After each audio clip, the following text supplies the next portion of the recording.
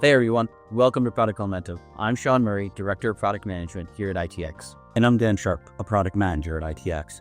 It's our privilege to continue the Product Momentum journey, a platform that celebrates the thinkers and doers who are shaping the future of software development. That's right, Dan. Our goal is to introduce you to industry leaders, innovators, and practitioners and bring you their insights, advice, and innovations. We talk with experts from product strategy, UX research and design, security, engineering, leadership, and more. We'll discuss how their approaches to problems help empower teams and build trust. And we'll explore trends, tools, and techniques that your team can use to deliver the software solutions your users need today. So tune in, stay curious, and join the conversation. You can catch us on your favorite listening platform, or if you prefer the video experience, you can find all our latest episodes on the Product Momentum YouTube channel. And if you like what you hear, be sure to subscribe, like, comment, and share. That way, we can be sure to provide you with the best podcast experience.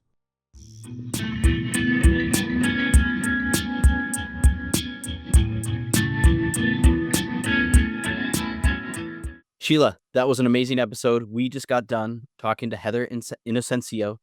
She was amazing. You and her are like peas in a pod. You guys talked the entire time. I got to just kind of hang out in the passenger seat. Tell me your favorite parts about your discussion. Besides the fact that I have a brand new friend, I really just enjoyed listening to her approach to coming into a new organization with curiosity and using that as a conduit to build trust and to understand stakeholder voice and ultimately represent stakeholder voice. Yeah, that concept of the fractional product manager is a trip, and I think people are going to get a lot out of today's episode. Let's do it. Sounds great. Okay. Hi, everybody. We are here today with Heather Inocencio. She is the founder of The Product Consult, and she has 30 years of experience helping companies innovate and scale. We're really excited to have you here today. We're also, you notice that Dan looks a lot different today. Sheila is here. Sheila Herbert is the VP of Product at Butler Till, and Sheila's here because she's awesome, and she's going to help us with our conversation with Heather today. Sheila's been a friend of ITX for a long time, so we're really happy to have you back here on the pod. Thanks for having me. Awesome. So, Heather, you've introduced this really cool concept called the fractional product manager. We want to hear more about it and how it works. Sure. When I left my in-house career, I decided that I wanted to continue to do product management work, but I didn't want to do it in-house anymore. And so I started doing fractional CPO work. That was a long time ago, before the word fractional was really understood. I still see a lot of questions around, well, what is fractional versus interim? How does it work? It worked really well. I found that I could help multiple clients at one time.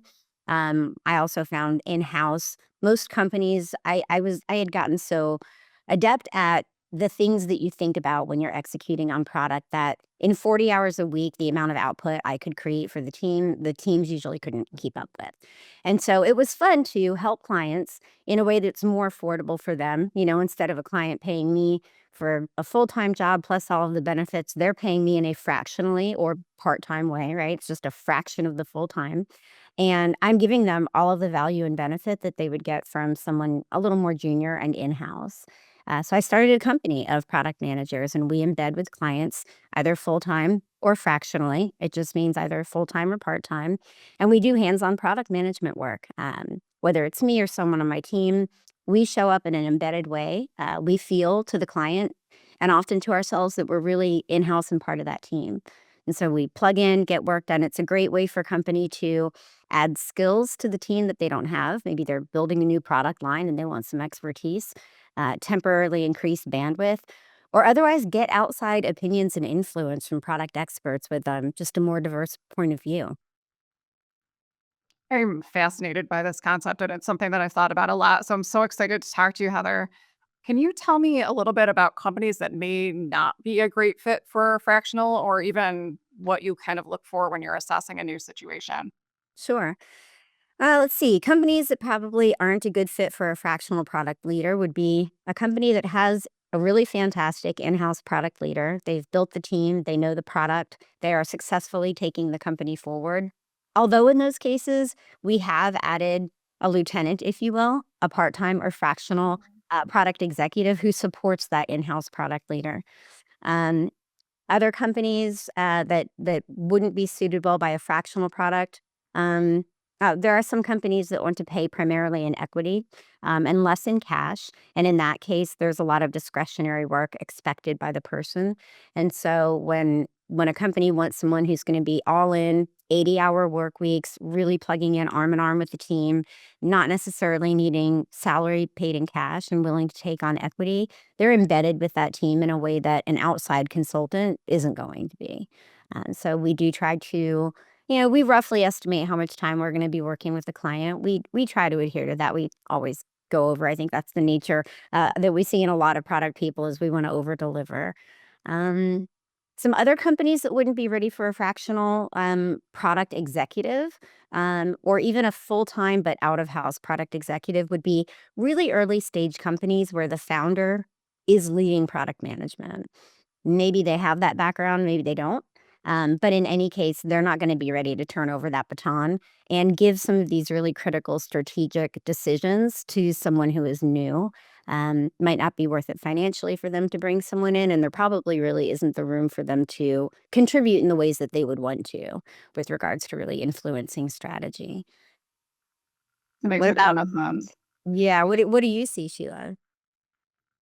I've made a career out of building product practices from within an organization, which is part of why I'm fascinated by what you do, because it's the kind of coming in, establishing, and then leaving. And I always wonder about the leaving part. So it's an interesting concept for sure. Part of what I'm asking or what I'm thinking about when I think about kind of this temporary approach to it is how do you really balance making quick progress, so delivering and getting this team up and delivering, but also establishing a solid culture for product, which is part of what I heard from you when we chatted previously, because that culture is what helps sustain after you go. So I'm curious about that. Hmm. One thing to keep in mind is that bringing in out of house product management support, be it full time or fractional, be it an executive leader or hands on product managers doing the work, doesn't have to be short term. I think a lot of companies that I talk with expect this will be a 2 to 3 to maybe 4 month engagement. We've stayed with many of our clients for well over a year. And so mhm. And at the level when I'm in doing fractional CPO work, I decide that a good time to exit is once we have an established product team, practices, operations, the product management work and the team are fully integrated across the company. So relationships have been built with marketing, with sales, obviously with our designers and with our engineers. And so expectations have been set, established, and conducted in a routine way for many months and many cycles of how this product management organism works within the company. Uh, a time for me to exit would be when I realize, okay, your team is basically running. I'm just overseeing things now. It's time to turn this over to an in-house leader. At that point, maybe it's a full-time VP level person. Maybe it's another CPO. I can make recommendations at that time. But what I really look for is that the team is executing in consistent and expected ways, meaning that the rest of the company as well as the product design and development team, they understand how they operate and they've been through many cycles of this now. If they're working in sprints, they know what those look like. They're estimating velocity. They have a pretty good sense of what their velocity is and they get better at estimating. And so it's when I realize that I'm giving more oversight and less actual direction that the team is getting ready to be able to live on its own without us there. And that can take a couple of months, depending on what situation we walked into, what kind of product leadership was there, what practices existed when we joined. That can take a lot longer if we're helping a company build it from scratch, or in more cases, when we're inheriting some type of product function, but it feels broken, meaning the executive team doesn't believe the product team is delivering on the highest value items. The executive team, the other departments, we hear this all the time, right? They think product management and therefore the development is moving slower than it should. Yeah. So when I see those concerns appeased, I see everyone happy, their expectations are set, they're consistently being met. That's when I know we've built a team that can sustain itself and grow internally now without us. That's really interesting. Some of those measures that you're reflecting on are similar to when I know I can bring in my next layer of leadership. So when I'm growing a team from the ground up. Often everyone reports to me in the beginning. I establish practices and then I can bring in the next layer. So a lot of overlap there. I hear you talk a lot about product culture, and that means particular things to me. And I'm curious, some of the things it means to you. In particular, we hear a lot about innovation in our roles. We hear a lot about user centric or customer obsessed behavior. Again, how do you kind of instill that in an organization where that maybe that value isn't strong for them yet? Sure. Let's start with the customer centricity. This is a big one. Product people out there in the world, we're constantly being taught by people that write books and teach trainings that we must be customer obsessed. I couldn't agree with that more, but we have to tie that customer obsession back to the work that we're doing now, the features we're delivering, the platforms that we're expanding, and then how the user behavior in response to those updates, those changes, those improvements, how is that tying back to adding real business value? Um, Customer obsessed, I see at many earlier stage companies, so I'll say anywhere from seed to Series B, very significantly. Once a company gets to a stage, and I'm going to generalize here, once a company gets past that seed stage, maybe past that Series A stage, the company has outgrown the ability for that founder led product model to continue to work. They probably didn't have a product leadership background before. And so now it's time to bring in an outside person, whether they hire them in house or they bring in someone temporarily to lead the team and get them up to speed. And that's where some of the customer obsession I've seen starts to get lost. In that early stage, the founder, they're so connected to the customers they're building for. They're seeing every nuance of what works, what doesn't, what do our users like, what don't they like. Um, as a company grows, new people come in, the founder is no longer in the weeds of every, daily product decision around our strategy. Customer obsession can get lost a little bit in lieu of wanting to move faster. Now you've got outside investors that want to see, this quarterly roadmap get delivered quickly. Everything on it should be done on time, and we need to be working on the next roadmap. And it becomes about output and getting things rolled out, and less about are we finalizing that loop to hear back from the customers, not only hear from them, but observe through their behavior what impacts are the new behaviors that we're creating having on business value, meaning are we creating top line revenue, reducing churn, increasing longevity, hopefully increasing referrals. And so being customer obsessed is something that I'm sure this happens across stages, but especially as a startup really begins to grow, Series A, Series B, there's a push to move faster, to get more done faster. And there becomes less of an observation of how is product delivering value to the business by delighting the customers. So many of the Series B companies I worked at, I was directly told by the person I reported to, don't talk to customers. Don't worry about what they're doing. All that matters is, you just get your roadmap done. We're going to worry about the financials over here. Product has to be so tied to financials, but we want to be customer obsessed so that we know how what we're doing is actually having an impact on the business.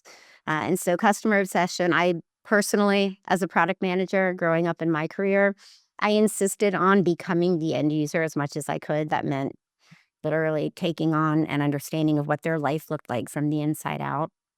Now we have all sorts of ways, and I love what Teresa Torres talks about continuous customer discovery and scrappy research. But I do feel like that can get lost a lot of times along the way as a company matures. Seems like there tends to be this notion internally, usually amongst the product leaders, that we know what the customer wants. So let's just build it. We know what it is. This is what we need to do. And in many cases, they may be right for some portion of that. But what I found is some of the biggest value that can be added to a business is by really hearing the nuances of what the customer has to say and maintaining that feedback loop from the customers, as well as looking at the data, right? It's the voice of the customer and it's the usage data. They can say one thing, but not actually want to pay for it. So um, I see that as an area where things break down for businesses as they grow. And then bringing it back after a company has grown to a certain point can feel cumbersome. And why are we adding extra time to have to talk to the customers and hear what they think? Now it's going to take us longer to deliver that quarterly roadmap of things we have to get out. And a good proportion of what we get out, let's be honest, doesn't impact the metrics the way that we hope it would. Right. And sometimes gets thrown out, right? Like sometimes we're building the wrong things because we're not talking to the customer enough. It's an interesting cycle. I'm hearing you talk a lot about founder CEOs, and that happens to be an area that I am also fascinated by. How much has your role been helping transition a founder CEO to another role, or taking them out of those day-to-day product decisions?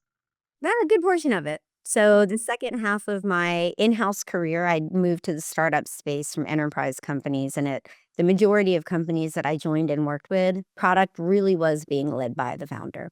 And so what I found, it takes a couple of different key areas to focus on, to build out in order to effectively help that founder transition at least enough of the product leadership that that product leader in place, in many cases where it was me, I can be effective. Meaning, effective for me is I can influence and inspire my team. That's not just the product people, it's the designers, it's the engineers. Keep them inspired about why they're doing the work that they're doing and how it actually delights the customer and then how it adds value to the business. And so there's a lot of trust building, a lot of respect that we have to give and then we have to earn. I see too many product people jump into a company when it take over that product leadership from the founder, and it's like they don't wanna pass the baton, and it's a bit of tug of war, uh, without realizing that we first need to get in there and build that relationship, build that trust, demonstrate to them, that founder, that CEO, that we understand what keeps them up at night. We understand what the company goals are, and we understand and are learning the product and the team so well that we can influence. It's a dance, honestly. It's a bit of a dance, and it never really stops. Different founders or CEOs will let go of product strategy and thinking to a point, but they should always feel involved, able to chime in as needed. And so it's a delicate balance as we continue in our roles of that first product leader where it's been founder-led product. It's this delicate balance of how are we helping first build those relationships, that respect and that trust, and then second, keep them informed enough that they feel like they've got their finger on the pulse of what's happening and they can jump in if something is going in a direction that maybe they wouldn't be happy with, but not so informed that they feel that they need to be looking at and signing off on every detail. And a lot of that ties back to the product culture that you mentioned. I spend a lot of time thinking about culture of product teams, of a product organization within a company culture. And I prioritize making sure that people are inspired, they are motivated, they're knowledgeable, they understand why the work that they do when they show up every day matters. And that means making sure that we are setting the vision, we're plugging in with our people, we're getting to know them individually, what are their needs are. And that product culture for me is one that I know I feel comfortable and that things are going well from a culture perspective when I can look the other way and trust that the team together, individually, collectively, they're making the right decisions that are aligned with the vision that has been set out and the objectives and the goals for this period of time, be that quarterly, annually, etc. So when I know the team is going to rock and roll and do their thing, even when I'm not there in every meeting to oversee it, and I see that they're enthusiastic and they've got great relationships with each other, that's when I feel like we've got some good product culture. When they feel a little more empowered, but I trust that that empowerment is aligned to the company's vision and objectives. I love that. Hey, let's take a quick break from our conversation to bring you the latest updates from the ITX Product and Design Conference. This year is going to be the best yet. Conference will be here before we know it, June 25th and 26th at the Rochester Riverside Convention Center here in Rochester, New York. The speaker list is tremendous. Day 1 will have exciting and informative product and design workshops. Day 2 is keynote day with Usha Iyer, Ioana Telianu, Sophia Prater, and Matt LeMay. And our friend Mike Balsito is going to be coming back this year to MC the event, so we know it's going to be fun and energetic. And when Mike takes the stage, there's going to be over 300 product people like you in the audience. Keynote Day is a unique blend of product and design content that really has no equal in the conference setting. It's going to be an amazing day where you, outside of the keynote presentations, will be able to choose your own adventure and see spotlight sessions, work with your colleagues, and get to see live podcast recordings with Dan and I, where you get to participate and be the one who drives the questions. It's going to be an amazing day. If you want to see more information about the Product and Design Conference, go to itx.com/conference2025. That's itx.com/conference2025. All right, let's get back to the conversation. Let's do it.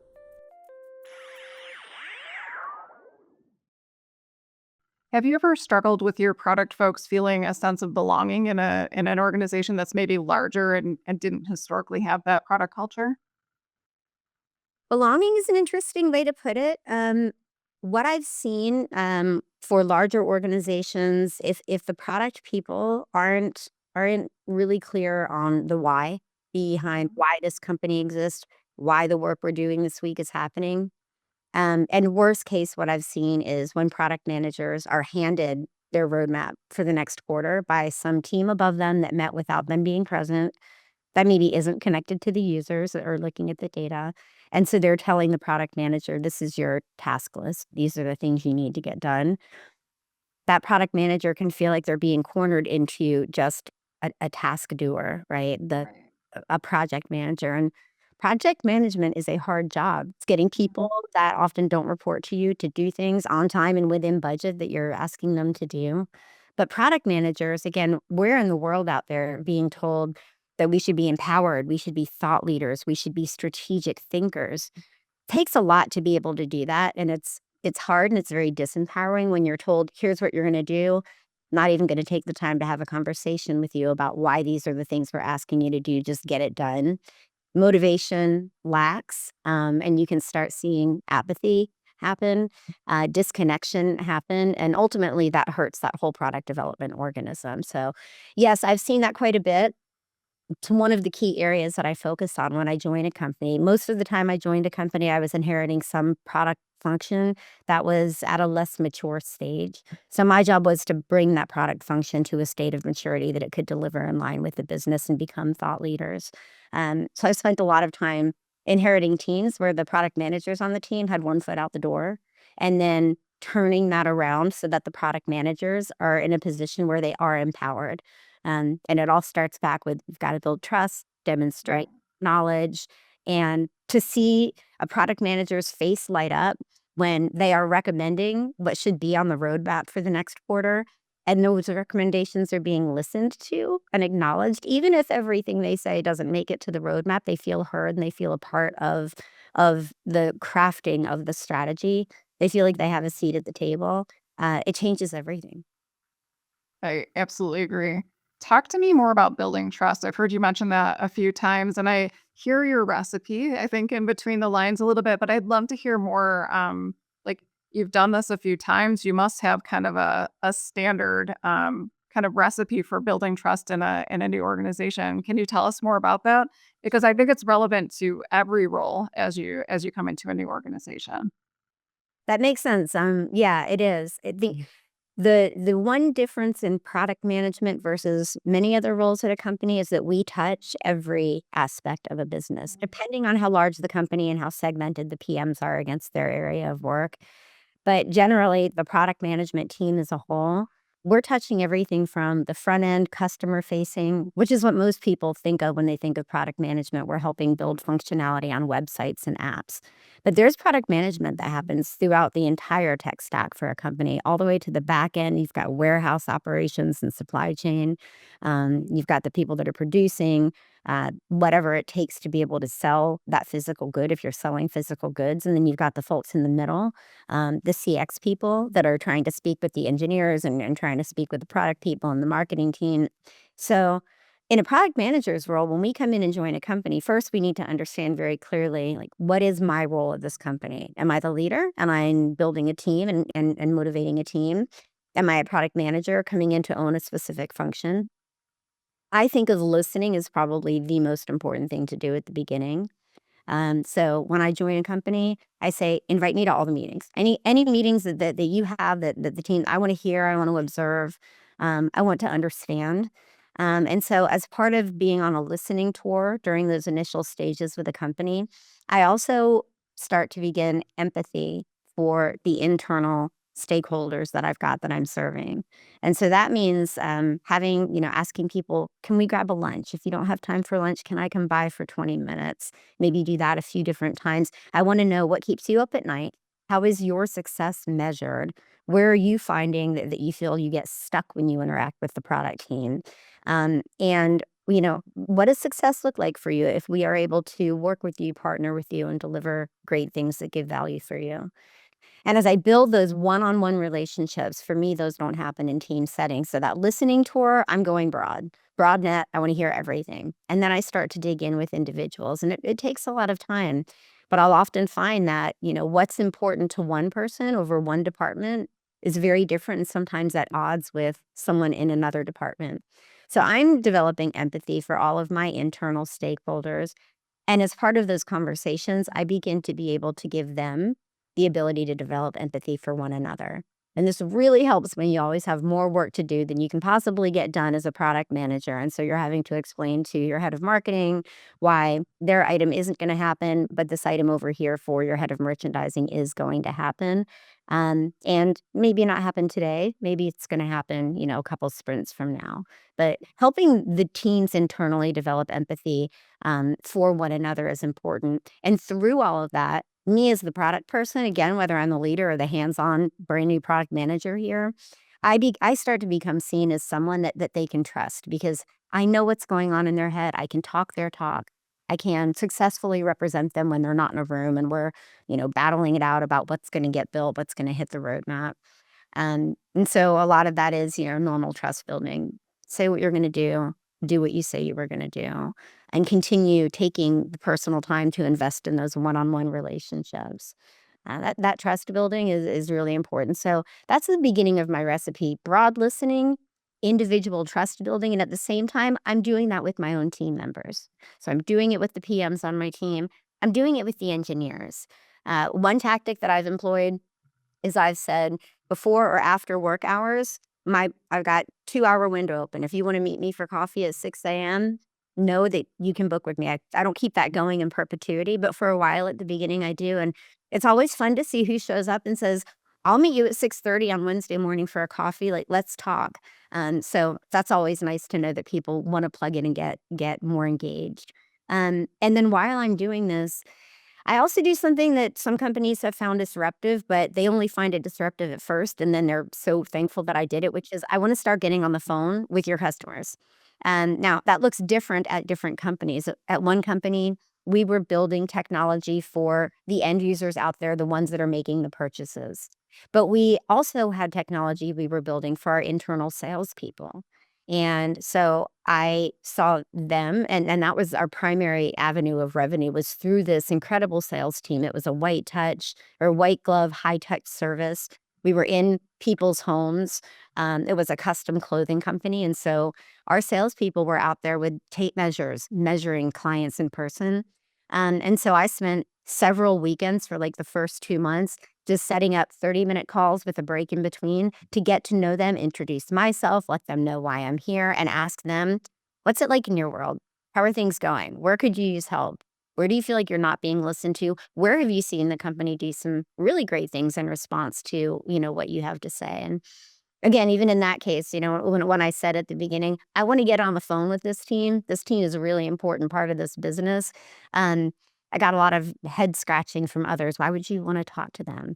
But the credibility that I had after several months, there were some that were local to me. I said, come on into the office, come see how we work. And me being able to quote that group of people, quote things that they said, was a powerful area of leverage for me with the executive team when you had the HIPPO saying we should focus our development team on this thing. And I would say, well, let me tell you actual excerpts of conversations I'm hearing.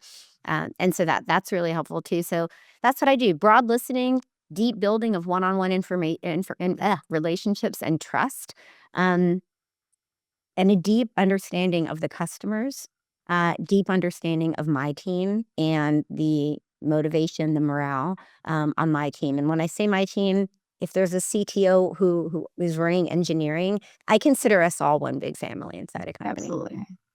Yeah, that makes a ton of sense. Tell us all what a hippo is. I wonder if the audience knows what that is. The hippo is the highest paid person in the room. And although they don't have wings, they can be known for doing what's called the swoop and poop, which the highest paid person in the room has ideas. They are the ones that when they speak, people will turn and listen. And if they are not informed just enough, There's always that risk of it's the 11th hour right before a big launch, and this hippo comes into the room and says, "Whoa, whoa, whoa, whoa! I see what you're whiteboarding here. We're going the wrong way," and the team's already spent countless hours working on it. So, um, those hippos are important people at companies, of course. They're the highest paid person in the room, and that's where that relationship building and that delicate balance of keeping them just informed enough that they know what's going on and they can strategically direct the team, go a little more left than right, so that they feel involved and we can avoid those swoop and poop moments. Just happens to be a favorite term of mine, so worthwhile spending some time on it. What other questions do I have for you? Yeah, you were talking a lot about building trust across functional groups. I think that a lot of times folks don't understand how much of a role product plays in breaking down silos and really bridging those communications across teams. And the other thing you said that really resonated to me was the idea that product folks should just know what we need to build without having a conversation with the customer or with the stakeholder group. And that plays into a question that I have for you around the importance of domain expertise. So, um, as you're going into different organizations, I assume they're all over the board as far as what they're delivering from a product or service perspective. How important is it that your professionals that you're putting in those organizations or embedding in those organizations have experience in that specific domain? I've moved across domains in my career and I've really enjoyed that. It's one of the aspects of product management that really appeals to me. I can take the core set of things that I do at a company and do that across many different industries.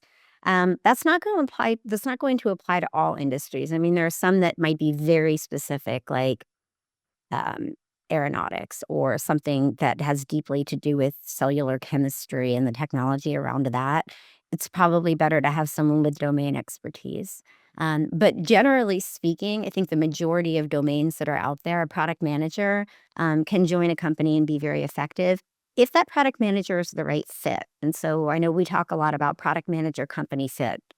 Not enough about it. I'd like to see us talking about it more, but if the product manager is the right fit for the company, and that could be a whole a whole set of attributes that you look at, then that product manager can get up to speed on the domain knowledge that's needed, usually pretty quickly, and also bring some fresh insights. So the first e-commerce company that I joined, when I was being interviewed by the founder and CEO, he said, "Tell me why you buy clothes online." And I said, "I don't." But I can tell you why I don't. This was early in the days of e-com, by the way. Said I can tell you why I don't, and I can help this company leapfrog the competitors by addressing the reasons why I think the majority of people don't. So I didn't have domain expertise, and I think that worked to my advantage in that case. I love that. I think you can pull so much from those other domains, and I think folks that are so used to being in these specialized industries or the importance of the specialization forget that you could really bring something from, I don't know, the airline industry into the organic food market. And, if without kind of doing that domain jumping, you don't have the opportunity to do that. And that breadth of knowledge is really helpful when that product manager, let's say they've worked across 5, 6 different industries, different companies. Now they're joining a new company. They have such a breadth of different experiences to pull from. And so those fresh perspectives, those new ways of thinking, some innovative thinking can be made more possible often in those cases. Absolutely. Uh, I actually think that knowing what you're not an expert in, or knowing you knew that part of the market of why people don't buy clothes online, makes you an expert in that domain in a way, right? Um, I led a workshop, in AI this past week, and they introduced me as an AI expert, and I had to kinda start at the stop, like, I'm not an AI expert. At best, I'm a fan. My brother-in-law is a professor at Carnegie Mellon University, and he writes neural nets that beat video games, and he's an AI expert, and I have that context of knowing enough, to know that I can contribute to this, but I'm not an expert in that space. So cool.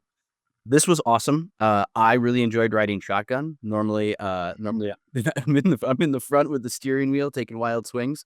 But I have some takeaways from today. Sheila, I want to get your opinion on some of these takeaways before we take off. So, my first takeaway was that practices and operations are integ- when practices and operations are integrated across the whole company, that's really the fractional product manager's exit point, right? That is, we are when you get into that point where you are providing oversight versus direction, that's really where you're out. But really, integrated practices and operations across the whole company should be the North Star for everyone, right? Everybody should have that integration with marketing, engineering, project management across the company. So I thought that was an interesting point where you're like, that's where I'm out. That's my exit. That's my exit point, right? Um, we have talked actually about customer obsession. One of our recent recordings was with Christian Merrick, and I liked your take that customer obsession also means understanding how customers contribute to the business, whether you are directly providing, whether your customers are decision makers about the service that they're using, or whether they are going to influence decisions by other people who are going to make decisions about, a subscription-based service. Understanding how your customers contribute to the business is really important. And then I really like ensuring that your team feels empowered to make decisions. You use that example of somebody being delivered a roadmap and being told to execute against this, and they are made to feel like project manager instead of a product manager. So just how important it is to give people the opportunity to make business critical decisions versus deriving all those decisions on your own. And then I really like, you spent a lot of time talking about gaining people's trust. And I imagine in your business, that's a super important part of what you do. But it seemed like one of the best ways that you gain trust was by understanding people's voice, their context, and their intent. And if you have those things, then you can have better conversations with them. And I really like, you also mentioned representing them in outside meetings, right? So with them not there, you can still defend them by knowing their voice. Sheila, what do you think about those takeaways? Did I miss anything? I think they're great, and I think I would weave them together a little bit. So, when Heather this is my perspective, but when Heather was talking about building trust, a lot of that building trust was a conduit to being able to have that operation and product teams work together and, be building towards that exit strategy. The same with, moving from a order taker or a deliverer of the roadmap to having a strategic voice to what we're delivering on the roadmap and being a representation of that stakeholder voice. So I heard a lot of weaving of those things together and them building off of each other. Right. And if you didn't take those things away, at least you walk away with the term swoop and poop. So yeah, not that. 100%. Use it tomorrow, right? Um, yeah, keep your key stakeholders informed in order to prevent the swoop and poop, right? All right. The last question that we like to ask everybody, going to ask this of both of you, is what are you reading right now? What's keeping you engaged? What are you, either from a business standpoint or from a personal standpoint, what is the book that you're going to go pick up either tonight or whenever you have free time to read? I should have been prepared for this question because I know this is the end of every product momentum podcast. Heather, you please go first.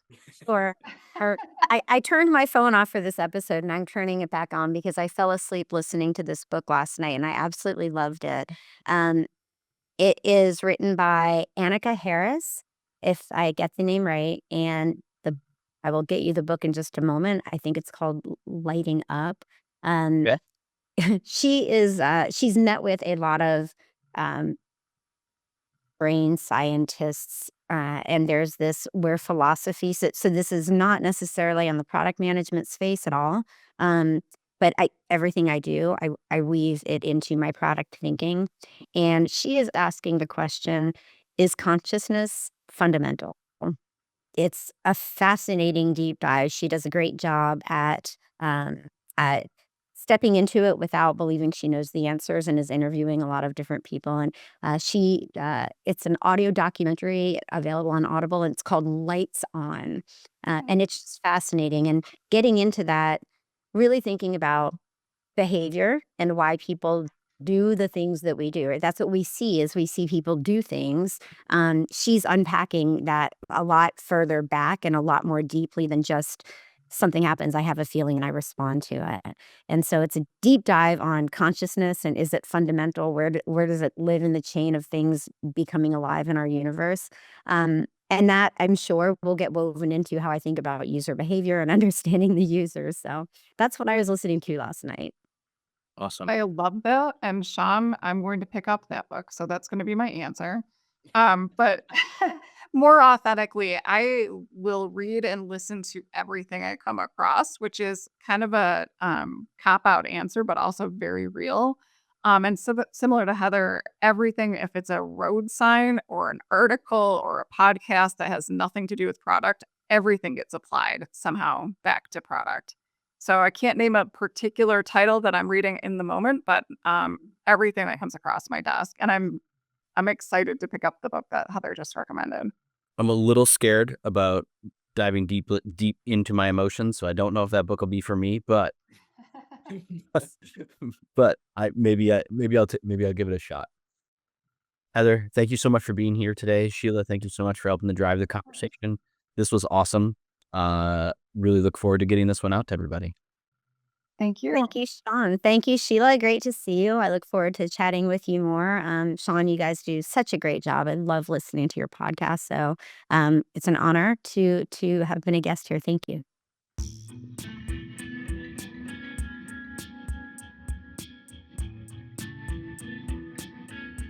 Well, that's it for today.